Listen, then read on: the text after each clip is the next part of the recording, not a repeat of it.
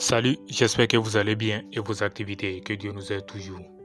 Depuis plusieurs années, une partie du public pense que Beyoncé et Jay-Z seraient liés au satanisme ou à des sociétés secrètes comme les Illuminati.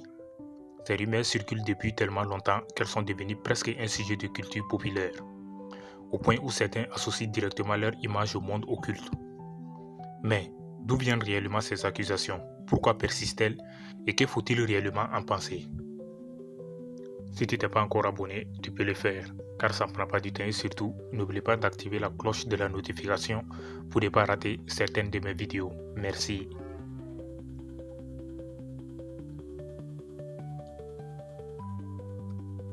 Donc les gars, tout d'abord, il faut comprendre que Beyoncé et Jay-Z ne sont pas des simples artistes comme on le pense.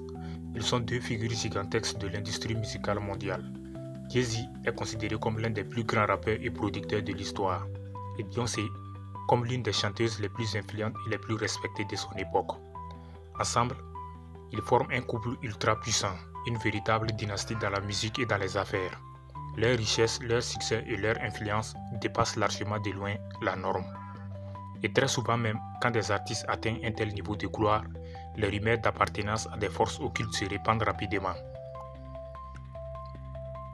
Dans le cas de Beyoncé et Jay-Z, beaucoup associent leurs images à l'Illuminati, un groupe secret censé de contrôler le monde entier depuis l'ombre.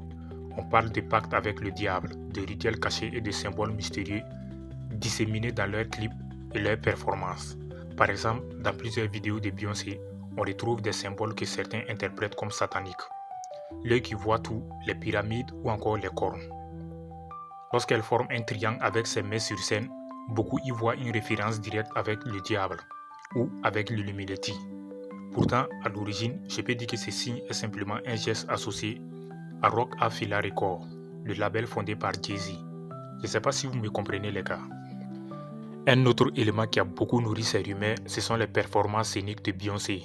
Parfois très théâtrales, elles incluent des références mystiques, des effets visuels spectaculaires et des mises en scène qui mélangent symbolisme religieux, mythologique et artistique.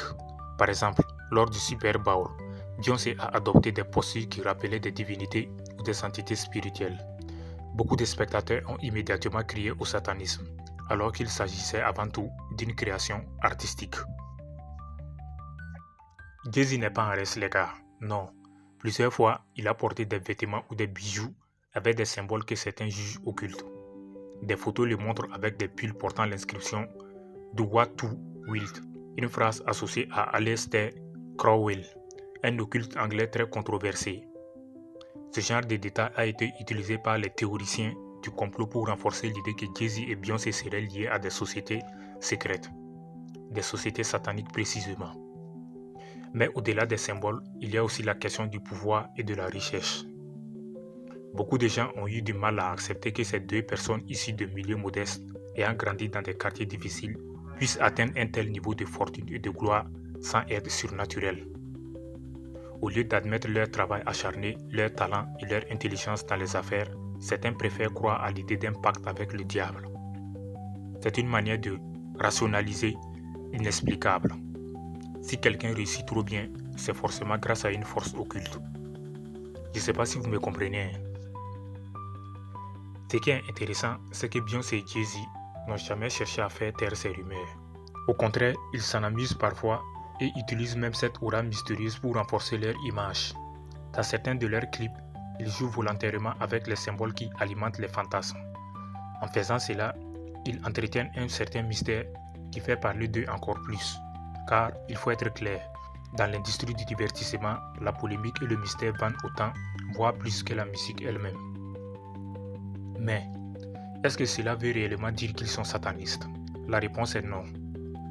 La réalité, c'est qu'il n'existe aucune preuve sérieuse de leur appartenance à une secte satanique ou à une organisation secrète qui manipulera le monde entier. Ces accusations révèlent beaucoup plus de la théorie du complot que de la vérité pure. Beyoncé, par exemple, a plusieurs fois affirmé sa foi en Dieu et remercié le divin pour ses succès. De son côté, Jay-Z a toujours insisté sur le fait que ses choix artistiques et visuels ne sont que de l'art et rien d'autre les gars. Alors pourquoi ces rumeurs persistent-elles? Parce qu'elles trouvent un certain fertile dans la société moderne. Internet et les réseaux sociaux amplifient ce type de discours. une image sortie de son contexte, un geste mal interprété, une performance artistique exagérée et immédiatement, les théories s'envolent et deviennent très virales. De plus, je peux dire que les Illuminati sont devenus une sorte de légende urbaine moderne, une explication facile et existante à des phénomènes qui paraissent hors du commun. En réalité, les gens aiment croire à ce genre d'histoire parce qu'elles donnent l'impression que le monde est gouverné par des forces mystérieuses. Cela crée un récit dramatique qui rend les choses plus intrigantes que la simple vérité. Et dans ce récit, Beyoncé et Jay-Z deviennent les parfaits personnages, riches, puissants, influents, mystérieux et parfois même provocateurs. Il est aussi important de rappeler que la diabolisation des artistes n'est pas nouvelle les gars. Dans les années 60 ou dans les années 70, les Beatles ont été accusés d'occultisme. Ou bien, dans les années 80, Michael Jackson a été accusé de sorcellerie à cause de son clip Thriller, n'est-ce pas? Dans les années 90, c'était Marilyn Manson qui était qualifié de sataniste. Donc à chaque génération, les artistes les plus marquants sont pris pour cible par ces accusations. Beyoncé et Jay-Z ne font que perpétuer cette tradition malgré eux. En fin de compte, ce qui est sûr, je peux dire que c'est que Beyoncé et Jay-Z sont des génies du divertissement et des affaires, des icônes culturelles qui ont su marquer l'histoire de la musique. Les rumeurs de satanisme et d'Illuminati ne sont rien de plus que des légendes modernes, selon moi. Parce qu'ils sont nés du mélange entre fascination, peur et incompréhension. Mais une chose est certaine, qu'on y croit ou pas, ces rumeurs participent aussi à leur aura mystique. Car même si elles sont fausses, elles renforcent l'idée que Beyoncé et Jay-Z ne sont pas de simples artistes, mais des figures hors du norme qui continueront à faire parler d'eux pendant longtemps. Pendant plusieurs décennies même les gars. Je pense que c'est la fin pour cette vidéo. Si vous avez aimé, n'hésitez pas à la liker, à la partager. Ce qu'il y a, dites-moi dans les commentaires. Je réponds à tous les commentaires. Merci.